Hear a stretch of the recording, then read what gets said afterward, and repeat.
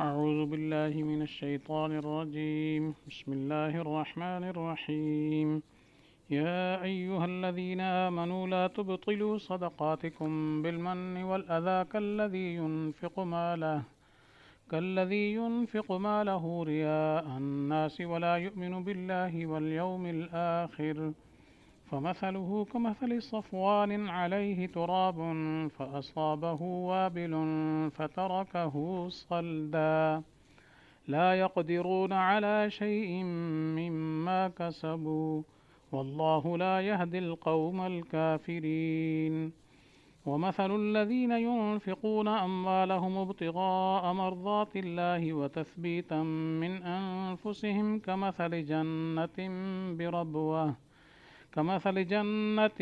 بربوة أصابها وابل فآتت أكلها ضعفين فإن لم يصبها وابل فطل والله بما تعملون بصير. صدق اللہ العظیم. ترجمہ یہ ہے: اے ایمان والو، مت ضائع کرو اپنی خیرات احسان رکھ کر اور ایذا دے کر، اس شخص کی طرح جو خرچ کرتا ہے اپنا مال لوگوں کے دکھانے کو اور یقین نہیں رکھتا ہے اللہ پر اور قیامت کے دن پر، سو اس کی مثال ایسی ہے جیسے صاف پتھر کہ اس پر پڑی ہے کچھ مٹی، پھر برسا اس پر زور کا مینہ تو کر چھوڑا اس کو بالکل صاف، کچھ ہاتھ نہیں لگتا. ایسے لوگوں کے ثواب اس چیز کا جو انہوں نے کمایا، اور اللہ نہیں دکھاتا سیدھی راہ کافروں کو. اور مثال ان کی جو خرچ کرتے ہیں اپنے مال اللہ کی خوشی حاصل کرنے کو اور اپنے دلوں کو ثابت کر کر، ایسے ہے جو ایک باغ ہے بلند زمین پر، اس پر پڑا زور کا مینہ تو لایا وہ باغ اپنا پھل دو چند، اور اگر نہ پڑا اس پر مینہ تو پھوار ہی کافی ہے، اور اللہ تمہارے کاموں کو خوب دیکھتا ہے. تو پیچھے سے پہلی آیات میں ابتدا میں انفاق کی فضیلت کا بیان تھا، پھر اس کے بعد اس کے کچھ شرائط کا بیان تھا، اور آخر میں منفی شرائط کا بیان چلا تھا. اب اس کے بعد مزید ایک منفی شرط کی تاکید ہے کہ یا ایھا الذین آمنوا لا تبطلوا صدقاتکم، ایمان والو اپنے صدقات باطل نہ کرو، کس سے؟ احسان جتلانے سے اور تکلیف دینے سے. تو اس کی تشریح میں کر چکا ہوں. احسان جتلانا یہ ہے کہ زبان سے اس کو ایسے لفظ کہے جو تکلیف دے ہوں، مثلا اس کو کوئی اس قسم کے الفاظ کہے کہ میں نے تمہیں دیا، یہ کیا، وہ کیا، ٹھیک ہے، یا تکلیف دینا، مثلا اس قسم کے لفظ کہنا تو ہٹا گھٹا ہے، کماتا نہیں ہے، تنگ کرتا ہے، بڑا جھگڑالو ہے، یہ ہے وہ ہے. تو بہرحال تکلیف دے تو اس کو تشبیہ دی گئی. کس کے ساتھ؟ ایسے شخص کے ساتھ جو کافر منافق ہے جی، کہ ایک آدمی مثلا ریا کے لیے مال خرچ کرتا ہے اور اس کا آخرت پر اور اللہ پر ایمان بھی نہیں ہے جی، تو اس کی مثال بیان کی جا رہی ہے جی. تو گویا یہ من اور اذا یعنی تکلیف دینا، احسان جتلانا، یہ صدقے کے ثواب کو باطل کر دیتے ہیں. تو اس کی ایک مثال بیان فرما دی جی، کہ مثال یہ ہے کہ مثلا ایک صاف پتھر ہے بالکل، جس پر مٹی پڑی ہے، تو اب مٹی جو ہے اس پر کیا ہے، تیز بارش آئے تو ساری مٹی جو ہے وہ لے جاتی ہے، ختم ہو جاتی ہے، بارش مکمل صفائی کر دیتی ہے، پتھر او فتارہ کا حسلتا او، بالکل چکنا پتھر جو ہے وہ رہ جاتا ہے. اور اگر اس مٹی میں کوئی بیج کا دانہ ڈال بھی دے، معمولی سے کوئی پودا اگ بھی آئے، لیکن جو ہی بارش آئے گی اس کی صفائی ہو جائے گی مکمل طور پر. اور یہ بھی ایسے ہی ہے جی کہ منافق آدمی ہے یا ریا کے لیے جو خرچ کرتا ہے، تو اس کے اندر بھی یہی ہے کہ چونکہ اس نے نفاق کی وجہ سے اور کیا ہے، ریا کی وجہ سے مال خرچ کیا ہے، تو ظاہراً کوئی خیرات کی شکل بن ہی رہی ہے، لیکن اس کا ثواب مکمل طور پر برباد ہو گیا، کوئی ثواب اس کو نہیں ملے گا. ایک تو ریا کی وجہ سے، دوسرا کیا ہے، کفر کی وجہ سے. تو یہاں مراد منافق ہے، لا یؤمن باللہ والیوم الآخر سے، کیونکہ منافق بھی دل سے اللہ اور آخرت پر ایمان نہیں رکھتا ہے، اوپر سے رکھتا ہے.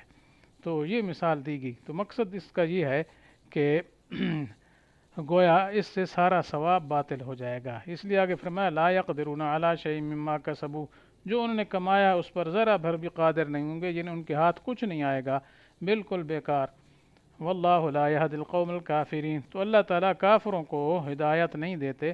مقصد یہ ہے کہ کافر اللہ کے آیات اور ان چیزوں کو کیا ہے بجائے ماننے کے انکار کرتے ہیں اور ان کے ساتھ تمسخر و استہزاء کرتے ہیں، جس کے نتیجے میں اللہ تعالیٰ ان سے کیا ہے ہدایت کی توفیق کو سلب کر لیتے ہیں اور ان کو پھر ہدایت نہیں ملتی، یہ مراد ہے۔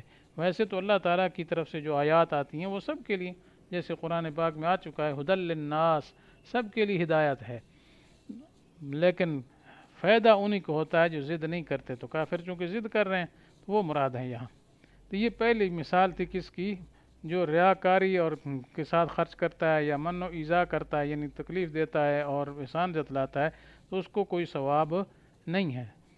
اگلی مثال ہے جو اخلاص کے ساتھ خرچ کرنے والے ہیں، تو آگے فرمایا ان لوگوں کی مثال جو اللہ کے راستے میں خرچ کرتے ہیں لیکن ان کا مقصد کیا ہے؟ اللہ کی رضا کی طلب، ابتغاء مرضات اللہ، یعنی ان کا مقصود مال دینے سے کیا ہے؟ اللہ کی رضا کی طلب ہے، وَتَثْبِيتًا مِّنْ أَنفُسِهِمْ، اور وہ اپنے نفسوں کے یقین سے عطا کرتے ہیں۔